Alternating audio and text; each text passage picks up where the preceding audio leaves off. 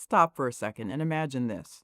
Your internet goes down at work, not just for an hour, for an entire week. No email, no Google, no Slack, no Teams, no cloud access to your files, no Zoom calls, no ability to send anything instantly to anyone, anywhere.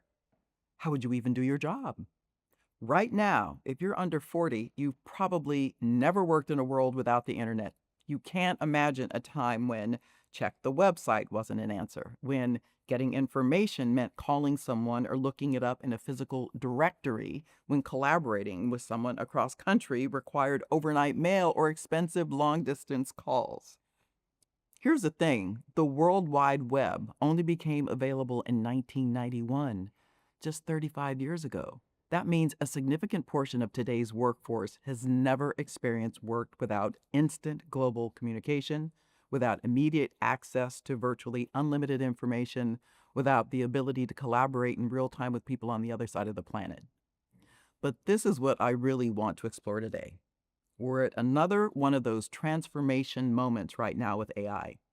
And most people have no idea how similar this moment is to the early 90s when the internet was about to change everything about how we work. The people who understood what was coming positioned themselves for massive opportunity. Those who resisted or ignored it got left behind. Hi, I'm Ginny Clark. After 2 decades recruiting executives for Google and Spencer Stuart, I walked away to focus on something I think matters more. Quiet power, leadership rooted in self-knowledge, not self-doubt. I've spent years watching talented people dim themselves to fit broken systems. Join me on this channel as we embark on an honest and vulnerable journey to help you remember who you are. I have a few ways you can get involved in this conscious community. First, I created a free career map to help you uncover your next career move. Second, I created exclusive content for you with a community of like-minded leaders called Awakened Path. To learn more, check out the description of this video. So let's look at what actually happened when the internet came to work. The resistance, the transformation, the jobs that disappeared, and the ones that emerged. Because understanding that history might be the key to navigating the AI revolution that's happening right now. Let me paint you a picture of what work looked like before the internet. And for those of you who can't imagine this, it's going to sound like ancient history. In 1985, if you needed to send a document to a colleague in another city, you had 3 options. Mail it, 3 to 5 days. Overnight it, via FedEx, expensive, next day at best. Use a fax machine, the revolutionary technology that could transmit a document in about 6 minutes. Fax machines felt like magic when they arrived in offices in the 1980s. You could send a document across the country in minutes instead of days. Companies proudly listed their fax numbers on business cards alongside their phone numbers. There were entire jobs built around managing fax machines. But information access? If you needed research, you went to the library. If you needed to know something about a company, you called them and asked for printed materials to be mailed to you. If you needed expert knowledge, you either hired a consultant or you called people until you found someone who knew. Communication meant phone calls, long-distance ones that were expensive enough that companies monitored them. Meetings required everyone to be in the same room, which meant business travel was constant. Collaboration across time zones was nearly impossible. Now, the internet itself had existed since 1969 as ARPANET, Advanced Research Projects Agency Network, a military and academic network. But it was text-based, cryptic, accessible only to researchers and government agencies. Regular business people couldn't use it and wouldn't have known what to do with it if they could. Then in 1991, Tim Berners-Lee at CERN, the European Organization for Nuclear Research, made the World Wide Web publicly available. Suddenly, you didn't need to be a computer scientist to access networked information. You could point, click, and navigate through linked documents. But here's what's crucial. The business world didn't immediately embrace it. The first company websites appeared around 1994, 1995, and most of them were just digital brochures. The prevailing wisdom was, why would we need a website? We have a phone number and an address. Email started becoming common in businesses around the mid-1990s, and the resistance was fierce. I remember executives saying, why would I type a message when I can just call someone? How do I know they'll actually read it? This is going to destroy face-to-face communication. Young people will never learn to have real conversations. Any of this sound familiar? It's the exact same resistance we're hearing about AI right now. The late 1990s brought the dot-com boom. Suddenly, having an internet strategy wasn't optional, it was essential. Companies that dismissed the internet as a fad, Blockbuster, Border Books, Kodak, started their long decline. Companies that adapted, Amazon, which started just as an online bookstore, became giants. But here's what's really interesting. It wasn't just about having a website.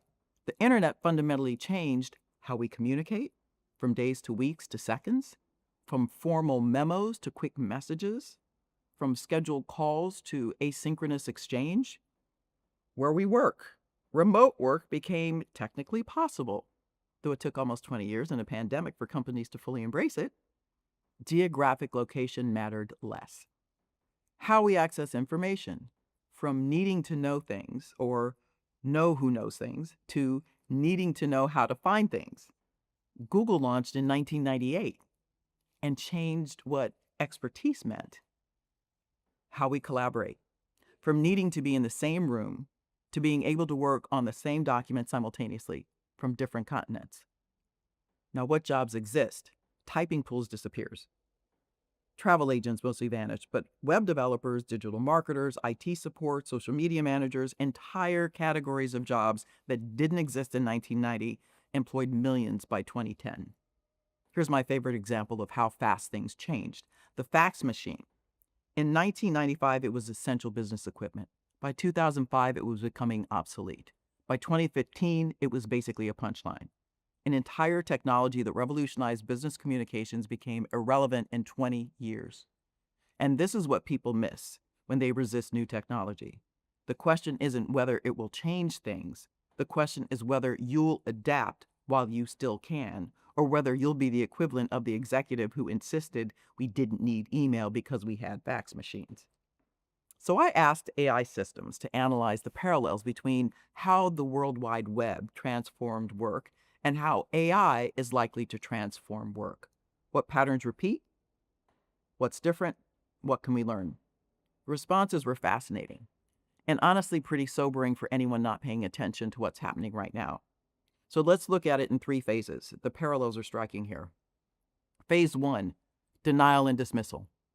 The internet, that was 1991 and 1995, AI 2020 to probably 2024, right? It's a toy with no business applications. It can't do what humans do. It's too unreliable, unpredictable to trust. Phase 2, early adoption and competitive advantage. With the internet, 1996 to 2000, AI 2024 till, probably next year.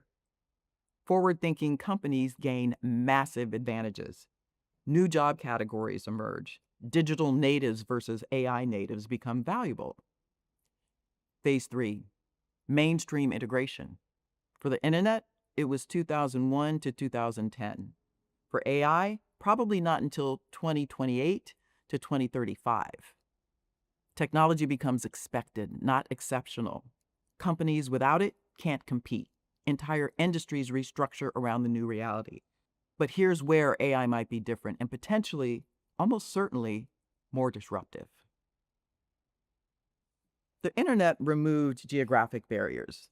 You could work with anyone, anywhere, if you had an internet connection. AI might remove cognitive barriers. It can do analysis, writing, coding, research, and an expanding range of knowledge work that currently requires human expertise. One AI analysis pointed out, the internet made information abundant and access instant. AI makes analysis and synthesis of that information automatic. The internet changed who could do knowledge work. AI might change whether humans need to do certain knowledge work at all. AI suggested these parallels. Internet killed typing pools, travel agents, film developing, encyclopedia sales. AI will transform data entry, basic coding, routine analysis, first draft writing, customer service screening, legal document review, medical diagnosis assistance. But just as the internet created jobs we couldn't imagine in 1990, social media manager, cloud architect, or app developer, AI will create jobs we can't fully envision yet either. The AI protected roles like AI training specialists, teaching AI to specific industries and context. Human AI collaboration designers, that's a mouthful, optimizing how humans and AI work together. AI ethics officers, ensuring responsible AI use. Prompt engineers, this actually already exists but will evolve. So here's the most provocative insight. AI suggested that just as the internet shifted value from knowing information to finding and synthesizing information, AI might shift value from doing analysis to creating strategy and exhibiting human judgment.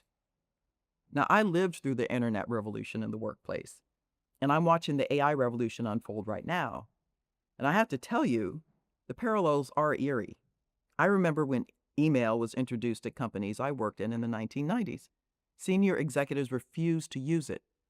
That's what assistants are for, they'd say. I need to actually talk to people. Within 5 years, those same executives were emailing at midnight and expecting instant responses.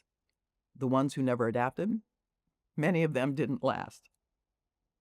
I remember the resistance to cloud storage. We can't trust our sensitive data on the internet. Companies built elaborate on-premise server infrastructure rather than embrace cloud computing. Then they spent millions migrating to the cloud a decade later when they couldn't compete with companies that had adopted it earlier.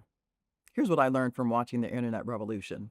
The technology doesn't ask permission. It doesn't wait for everyone to be comfortable. Companies and workers who said this doesn't apply to me or I'll adapt when I have to found that by the time they had to, they were already behind. But here's the flip side, and this is what excites me about AI. Every technological revolution creates enormous opportunities for people who lean into it early. When the internet emerged, the people who learned HTML, who understood SEO, who built websites, who could think strategically about digital presence, these people became invaluable. They weren't necessarily the most senior or experienced. They were the ones who saw where things were going and positioned themselves for it. AI is the same opportunity. The people who are learning to work effectively with AI, who understand its capabilities and limitations, who can integrate it into their workflows to become more productive, they're going to have a massive advantage over people who resist it or ignore it. The internet made remote work technically possible, but it took us 30 years and a pandemic to really embrace it. What will AI make possible that we haven't even imagined yet? I think we're going to see radical personalization of how work gets done, meaning AI adapting to individual work styles. I think there'll be an elimination of busy work, freeing humans for higher value activities. There'll be compressed timelines. What used to take weeks now takes hours, if not minutes. There'll be a democratization of expertise. AI will be giving everyone access to capabilities that used to require specialists, but also risks. There'll be skill obsolescence happening faster than people can retain. There'll be value shifts where what made you valuable becomes commoditized.